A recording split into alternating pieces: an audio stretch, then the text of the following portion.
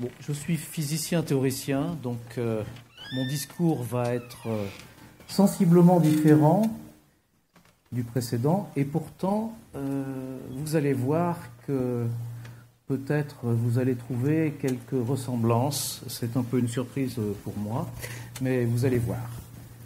Je suis spécialisé en physique théorique, en physique fondamentale, et je me suis demandé dans quelle mesure cette discipline qui nous parle de la réalité du monde, mais de la réalité du monde, ce que c'est que l'espace, le temps, la matière, la lumière, le vide, etc., et des notions qui finalement sont atteintes d'une manière assez difficile, avec des expériences, des observations très délicates.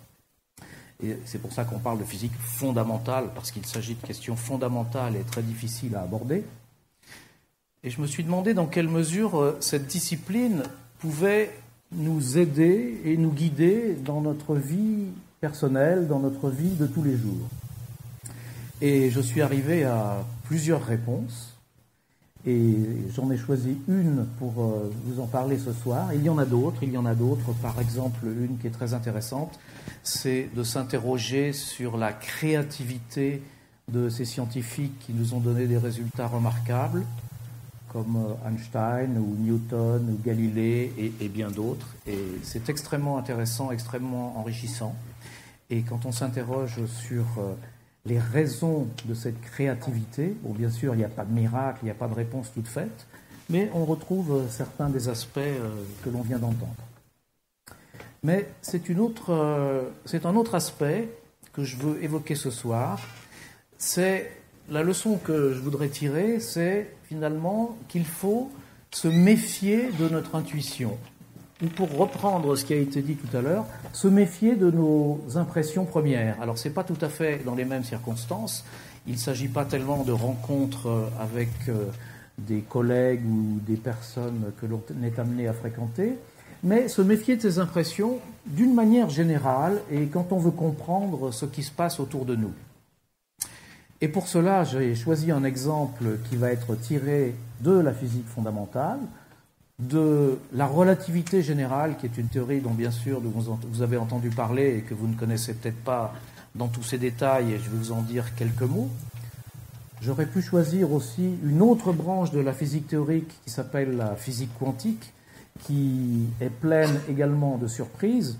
Mais donc, j'ai choisi ce soir la relativité générale et un thème plus précis, qui est celui des notions temporelles. Et vous allez voir que la relativité générale nous envoie un message qui est très clair, c'est que le temps n'existe pas, et pourtant le temps c'est quelque chose que nous manipulons tous les jours, qui nous permet de nous retrouver, de se donner des rendez-vous, que nous utilisons sans arrêt dans notre pratique, dans tous les aspects de notre vie, et pourtant la physique nous enseigne que le temps n'existe pas.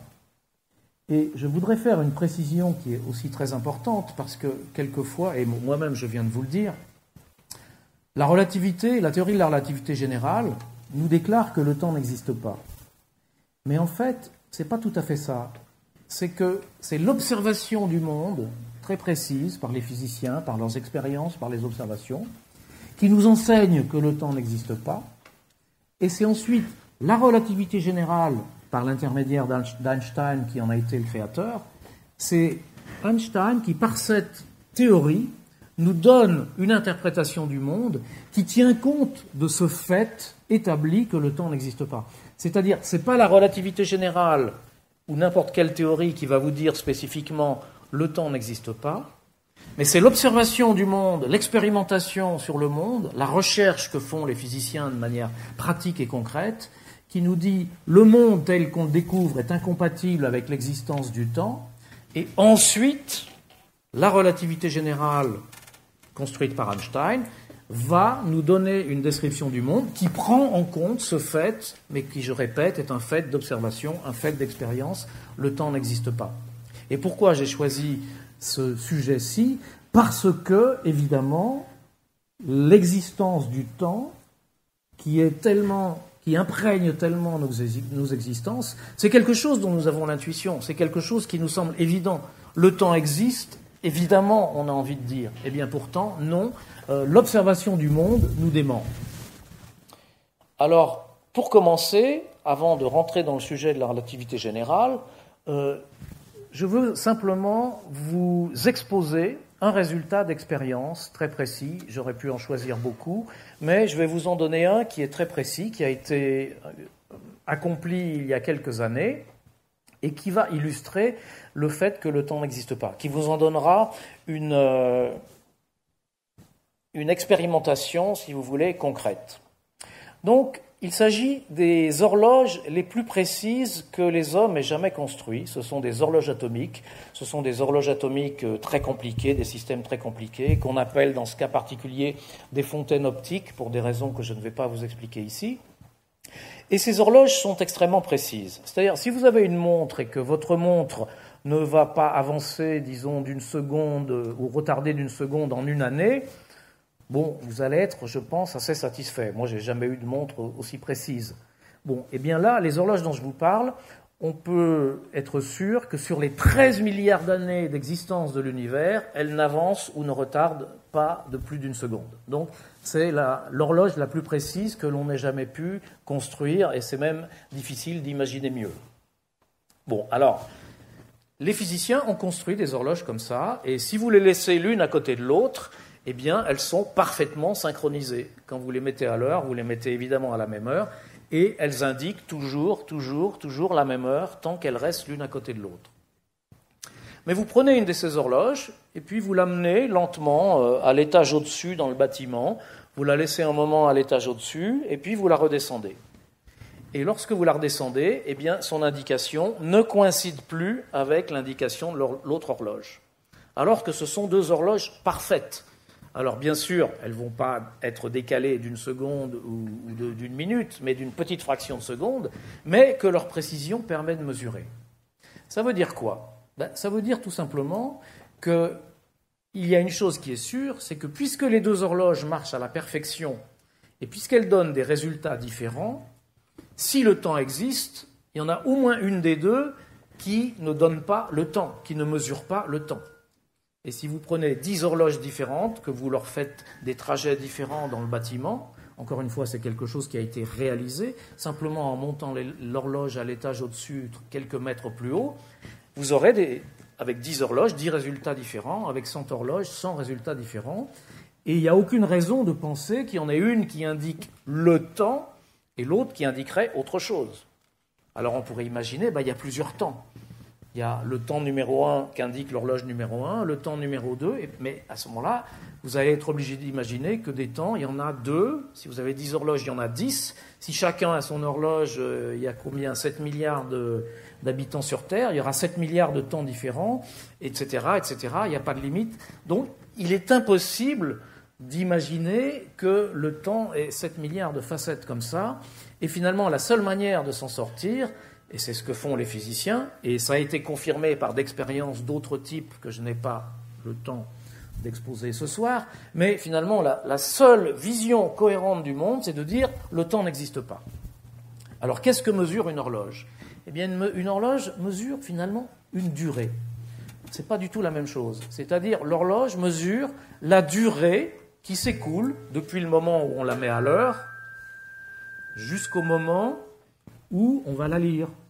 Et finalement, le message que nous avons d'après cette expérience, c'est qu'entre deux moments bien précis, eh bien, deux horloges ou deux personnes vont mesurer, vont vivre, vont éprouver des durées différentes. Le physicien Paul Langevin, qui était un des amis d'Einstein dans les années 1920 et qui était un des premiers à avoir compris la relativité générale, a imaginé une petite expérience de pensée dans ce genre, une expérience de deux jumeaux qui, évidemment, quand ils naissent au même endroit et ont le même âge. Et puis, un des deux jumeaux va à un moment donné partir faire un voyage dans l'espace et retrouver son frère jumeau. Et bien qu'ils aient le même âge au point de départ, disons le moment où ils s'embrassent avant que le jumeau voyageur monte dans son vaisseau spatial, et le moment de retour lorsqu'ils se retrouvent, eh bien, il y en a eu un qui a vécu par exemple 20 ans et l'autre qui a vécu 50 ans. Donc ils vont se retrouver dans la situation où ces deux jumeaux qui évidemment au départ avaient le même âge, eh bien il y en a un qui va avoir 40 ans et l'autre 70 ans. Bon, c'est quelque chose qui n'a jamais été réalisé pour des raisons pratiques, parce qu'il faudrait que le jumeau voyageur aille faire un voyage très rapide et avec une fusée qui le soumette à une accélération qui serait insoutenable. Mais si vous voulez, c'est une transcription à notre échelle de cette expérience des horloges qui a été réalisée. Et donc la conclusion, encore une fois, c'est que le temps ne peut pas exister, parce que chacun des deux jumeaux pourrait dire « Moi, la durée que j'ai vécue, c'est une mesure du temps. Et comme elles sont différentes, il ne peut pas y avoir un temps unique pour tout le monde. » Et ça, donc, c'est le message de la relativité. Et cette relativité, d'où vient-elle ? Vous savez que c'est une création de ce physicien génial qui s'appelait Albert Einstein. Et pour en dire deux mots, Albert Einstein est né en 1889 et en 1879, et en 1905, alors qu'Einstein était employé dans un bureau des brevets, alors qu'il n'avait jamais été dans une université, alors qu'il n'avait jamais eu contact avec la faculté, avec l'enseignement supérieur universitaire, il a écrit dans cette année 1905 3 articles qui ont, chacun des 3, d'une manière différente, révolutionné la physique, alors que ce n'était pas du tout un chercheur professionnel, comme il y en avait déjà à l'époque et comme il y en a encore plus aujourd'hui. Alors ça, c'est un des grands mystères. Comment ce jeune homme, en dehors des circuits, a pu avoir 3 idées aussi géniales ? Bien entendu, les historiens, les psychologues, tout le monde s'intéresse beaucoup à ça, mais je laisserai de côté pour ce soir. Mais parmi ces 3 articles, il y en a un qu'on considère comme le fondement de la physique quantique, un autre qu'on considère comme une confirmation dont on avait vraiment besoin à l'époque de ce qu'on appelle l'hypothèse atomique, c'est-à-dire la conception de la matière qui est faite d'atomes, ce qui est notre conception aujourd'hui.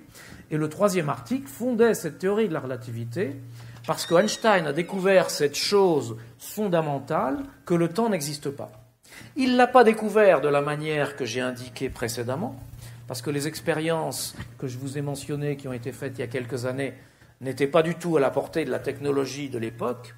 Il l'a découvert d'une autre manière, par des questions de synchronicité que je ne vais pas vous exposer ici, mais qui ont été analysées, bien sûr, par les physiciens, qu'on explique dans les cours de relativité, qui ont été analysées aussi par les historiens, parce que comment Einstein est-il venu à tout cela ? C'est extrêmement intéressant également. Mais ce qui est intéressant, c'est que ce qu'Einstein a constaté en premier, c'est que la notion de simultanéité ne peut pas exister. Alors, imaginez que vous ayez un ami, un collègue qui est cosmonaute et qui se trouve sur la planète Mars. Et vous avez envie de vous poser la question, à l'instant précis où je parle, qu'est-ce que mon ami est en train de faire sur la planète Mars, à l'instant précis où je parle ? Vous pouvez lui poser la question. Le problème, c'est que si vous lui posez la question, vous lui envoyez un message, par exemple, par radio, le message va mettre 8 minutes. Donc au bout de 8 minutes, il va recevoir la question « Qu'est-ce que tu es en train de faire ?» Il va dire « Je suis en train de décapsuler une bouteille de bière. » Mais quand vous allez recevoir la réponse, 8 minutes se seront encore écoulées, donc il aura largement bu sa bière. Et de toute façon, vous n'aurez pas la réponse de ce qu'il faisait au moment où vous avez envoyé le message. Donc il y a un problème de communication, comment se synchroniser, comment savoir ce que mon collègue de la planète Mars fait au moment où je parle. Et Einstein s'est bien rendu compte qu'il y avait une difficulté. Alors cette difficulté, il a essayé de la résoudre, il a essayé de se dire, est-ce qu'on pourrait imaginer une procédure qui va être forcément plus compliquée que cet échange de signaux que je viens de mentionner, est-ce qu'on pourrait imaginer une procédure me permettant de savoir ce que fait mon ami en ce moment, par exemple, où moi je décapsule une bouteille de bière. Il a imaginé un processus comme ça, sur lequel tout le monde s'est mis d'accord.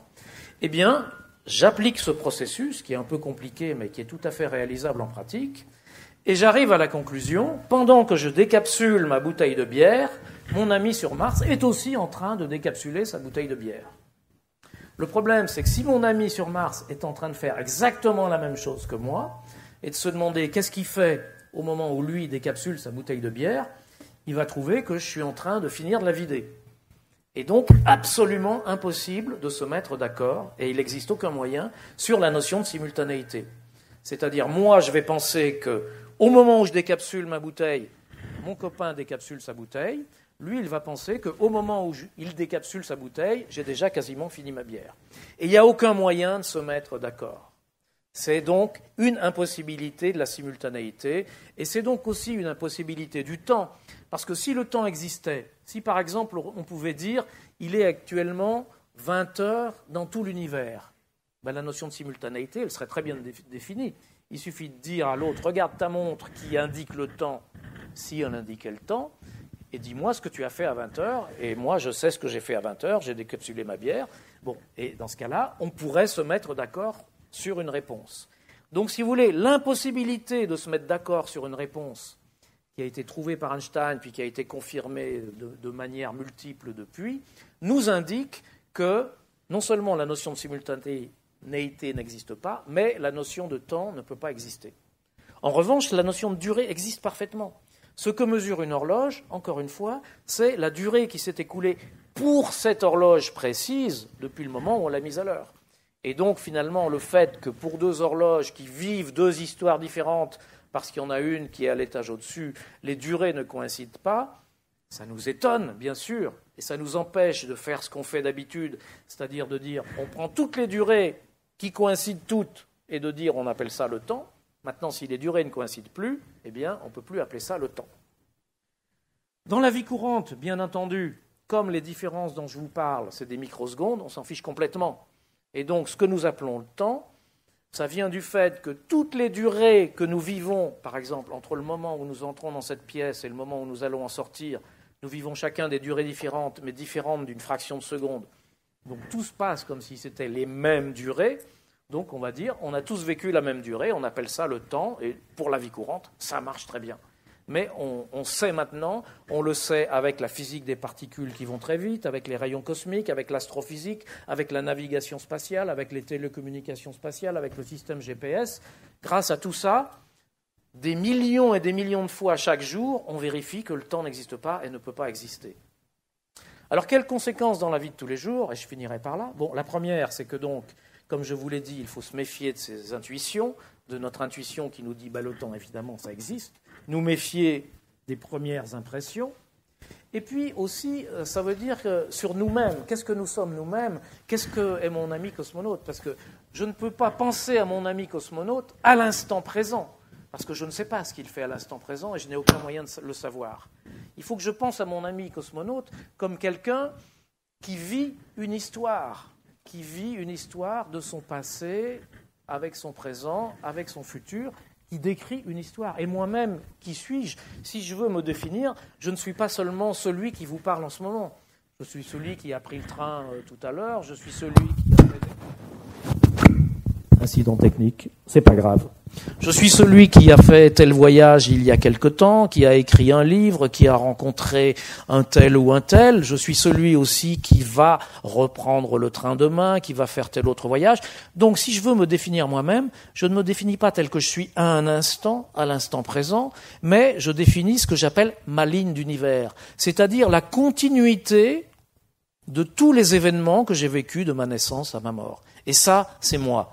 Et si je veux savoir qui vous êtes, eh bien, il ne suffit pas de vous observer dans ce fameux dixième de seconde dont on parlait précédemment, parce que j'aurai une impression biaisée, mais il faut que je sache qui vous êtes depuis le début, il faut que je connaisse votre ligne d'univers. Autrement dit, vous n'êtes pas un point dans l'espace à un moment donné, mais vous êtes une ligne. Et cette ligne, elle n'est pas dans l'espace, mais elle est dans ce qu'on appelle l'espace-temps.